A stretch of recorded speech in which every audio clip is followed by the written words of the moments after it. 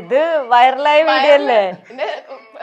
ഇത് ഈ വീഡിയോ വൈകിട്ട് 4 മണിക്ക് ടൗൺ ഹാൾ. ഈ വീഡിയോ ആക്ച്വലി എനിക്ക് അയച്ചു തന്നത് ഞാൻ ഉറങ്ങി എണീറ്റപ്പം ദിയയുടെ മിസ് കോള്.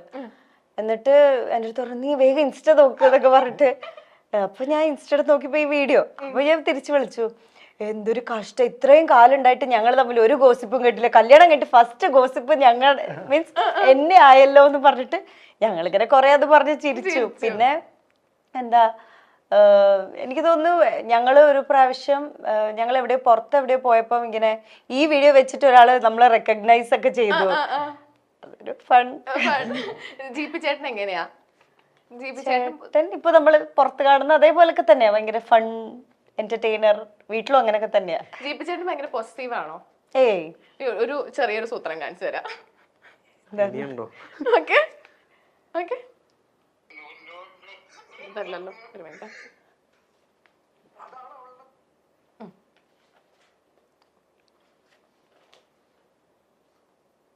അതാണ് അവളുടെ മാനസികാവസ്ഥ. അത് ജാടയല്ല, അവളവിടെ അൺകംഫർട്ടബിൾ ആണ്.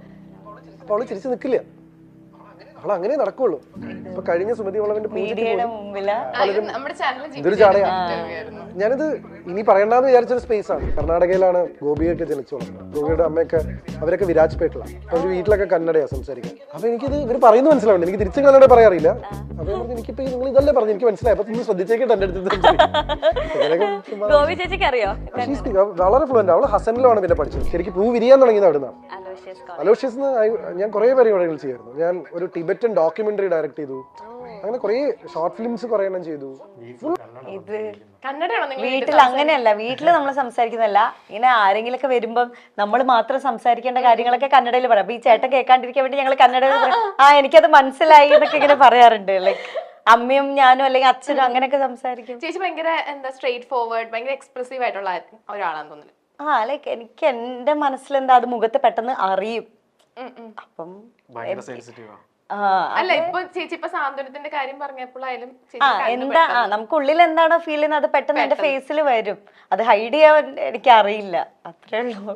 ഓക്കെ, ഇനിയിപ്പോ നമ്മൾ ചെറിയൊരു ചോദിക്കാൻ പോയത് സെയിം സാധനം തന്നെ നമ്മൾ ജീപ്പി ചേട്ടന്റെ അടുത്തും ചോദിച്ചതാണ്. ചേച്ചിയുടെ അടുത്ത് ചോദിക്കാൻ പോവാ. ഇപ്പൊ ഒരു ചെറിയൊരു കാര്യം ചോദിക്കുകയാണെങ്കിൽ സെയിം സാധനം തന്നെ നമ്മള് ജീപ്പി ചേട്ടന്റെ അടുത്തും ചോദിച്ചതാണ്. ഓക്കെ, റൊമാൻറ്റിക് സീൻസ് ജീപ്പി ചേട്ടൻ ചെയ്യുമ്പോൾ അത് ചേച്ചി എത്രത്തോളം അണ്ടർസ്റ്റാൻഡിങ് ആണ് എന്ന്? അതുകൊണ്ടാണല്ലോ നമ്മളിങ്ങനെ മീൻസ് നമുക്ക് അറിയാലോ ഈ ഫീൽഡിൽ നിൽക്കുമ്പം ലൈക്ക് അതിന്റെ ഷൂട്ടിങ്ങിന്റെ പ്രോസസ്സ് നമുക്കറിയാലോ. ഇപ്പം ഞാനും ചേട്ടനും കൂടെ റൊമാൻസ് ചെയ്യുമ്പോൾ എപ്പോഴും ഞങ്ങൾ ഒരുമിച്ച് ഉണ്ടായിട്ടേ ഇല്ല. ഈവൻ പല സീൻസും ട്രെയിലർ കാണുമ്പോഴാണ് ചേട്ടൻ ചോദിക്കുക നീ ഇങ്ങനെയാണോ ചെയ്തേ? അപ്പൊ നമുക്ക് അതിന്റെ മേക്കിംഗ് അറിയാലോ. പിന്നെ അതൊക്കെ അത് മനസ്സിലാക്കിയില്ലെങ്കിൽ പിന്നെ നമ്മൾ ഈ ഫീൽഡിൽ നിൽക്കുന്നതുകൊണ്ട് ഗുണം ഒരു കാര്യമില്ലല്ലോ. ചെറിയൊരു വീഡിയോ കാണിച്ചു തരാം. ഗോപിക കാണുമ്പോഴേ ഇപ്പൊ കല്യാണം കഴിഞ്ഞിട്ടേ ഇരിക്കുകയാണ്. അപ്പോൾ പുതുമുഖത്തിൽ തന്നെയാണല്ലോ എപ്പോഴും. അപ്പോൾ അതിനകത്ത് ഈ ഒരു റൊമാൻറ്റിക് സീനൊക്കെ കാണുമ്പോൾ ഗോപികയുടെ റിയാക്ഷൻ എന്തായിരുന്നു? ആണല്ലേ?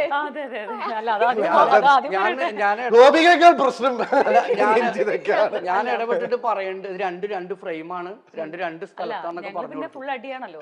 എന്നുവെച്ചാലേ ഇതില് ഒരു റൊമാൻറ്റിക് സീൻ കണ്ട സംവിധായകൻ കഴിഞ്ഞ് വന്നിട്ട് അടികൂടല്ലേ എന്ന് പറഞ്ഞ് മാറ്റേണ്ട ഒരു ശരിക്കും അങ്ങനെ ഉണ്ട്.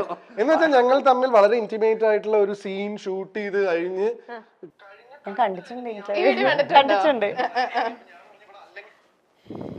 ഓക്കെ, അപ്പം രണ്ടുപേരും പറഞ്ഞത് ഏകദേശം ട്രോൾസ് ഒക്കെ കാണാറുണ്ടോ?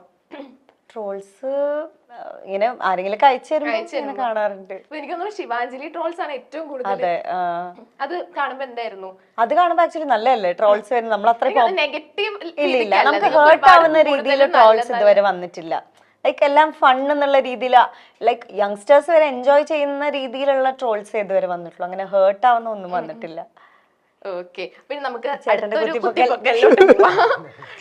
അങ്ങനെ സൂചിക്കണ്ട. അത് എന്തായിരിക്കും?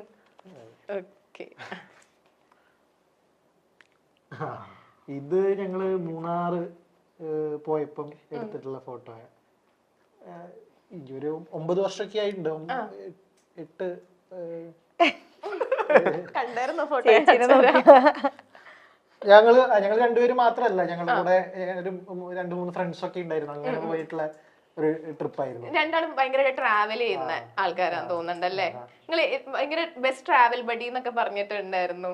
അതെ, ഞങ്ങൾ കൂടുതൽ ഒരുമിച്ച് തന്നെയാ പോവാറ്. യാത്രയൊക്കെ പോകുമ്പോ ഇപ്പോഴത്തെ സ്ഥലങ്ങൾ പോകാനാ കൂടുതൽ എനിക്ക് ഹിമാലയാസ്, ബീച്ചസ്, മൗണ്ടൈൻ, കൂടുതലും മൗണ്ടൈൻ ആണ് ഇഷ്ടം. ആണോ?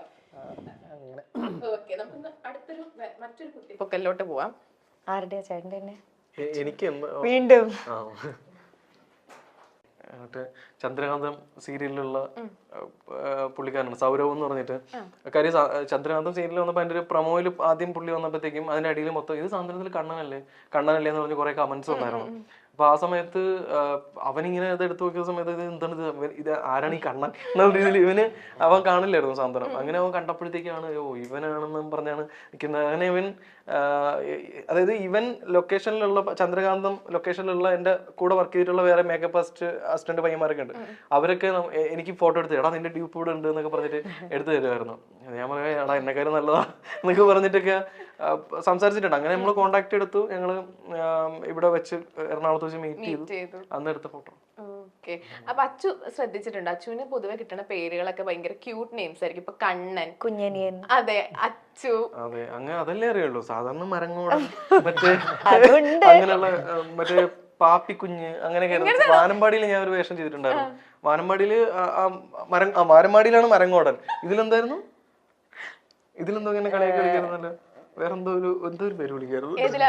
അല്ല ഈ സാന്ത്വനത്തിലൊരു പേര് വിളിക്കായിരുന്നു. ചീത്ത വിളിക്കാൻ ഞാൻ സേഫ് ആയിട്ട് ഇപ്പുറത്തോട്ട് മാറി. ഓക്കെ, അടുത്തത് ഓക്കെ എനിക്കാ ഇത് ഇവര് അതെ നമ്മള് വീട്ടിലോട്ട് ഷിഫ്റ്റ് ആയി എന്ന് പറയാൻ പറ്റില്ല. ഇവരും കൂടെ വന്നിട്ടാണ് എല്ലാം സെറ്റ് ചെയ്തതും ഒക്കെ. അപ്പൊ ഫസ്റ്റ് ടൈം അല്ലല്ലോ. ചേട്ടൻ പിന്നെ പോയി വന്നു. ചേച്ചി ഉണ്ടായിരുന്നു. ചേട്ടൻ അതിന്റെ ഇടയിൽ വീട്ടിൽ പോയിട്ട് വന്നു. അപ്പം പോകുന്നതിന്റെ അന്ന് ഇവര് വന്നിട്ട് തിരിച്ച് വീട്ടിലേക്ക് പോകുന്നതിന്റെ അന്ന് ഞങ്ങൾ എല്ലാരും കൂടെ എടുത്ത ഫോട്ടോ. ഓക്കെ, ഗോപുരം ആരുടെ ഒരു പ്ലാൻ ആയിരുന്നു? ആ ഒരു പേര് ആരാ സജസ്റ്റ് ചെയ്തത്? ചേട്ടൻ്റെ അച്ഛൻ, ജിപ്പി ചേട്ടന്റെ അച്ഛൻ. ഓക്കെ, അതിലെ ഓരോ പ്ലാൻസും ആരായിരുന്നു കൂടുതൽ മാസ്റ്റർ ബ്രെയിൻ? നമുക്ക് ഒരാഗ്രഹം ഉണ്ടായിരുന്നു. എന്താ പറയാ, ഇപ്പൊ നമ്മള് ഹോട്ടലിലൊക്കെ നിൽക്കുമ്പം ഉള്ള പോലത്തെ ഒരു ഇന്റീരിയർ വേണ്ട, കുറച്ചും കൂടെ ഇങ്ങനെ കോസി ഫീൽ, നല്ല കളർഫുൾ വൈബ്രന്റ് അങ്ങനെ ഒരു ഇത് വേണമെന്ന് ആഗ്രഹം ഉണ്ടായിരുന്നു. നമ്മളിങ്ങനെ അതിന് വേണ്ട ആൾക്കാരുടെ അടുത്ത് ഇങ്ങനെ സംസാരിച്ച് നമ്മള് ഹോം ടൂറിൽ കണ്ടു, ഫ്ലാറ്റും എല്ലാം കണ്ടായിരുന്നു.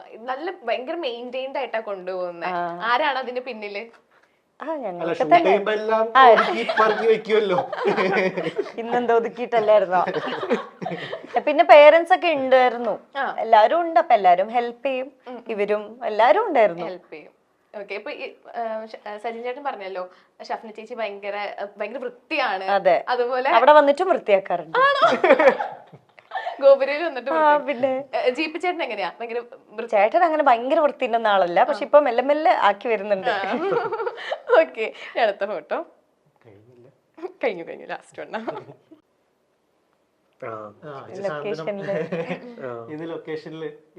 ഇത് സ്ഥിരാണ്.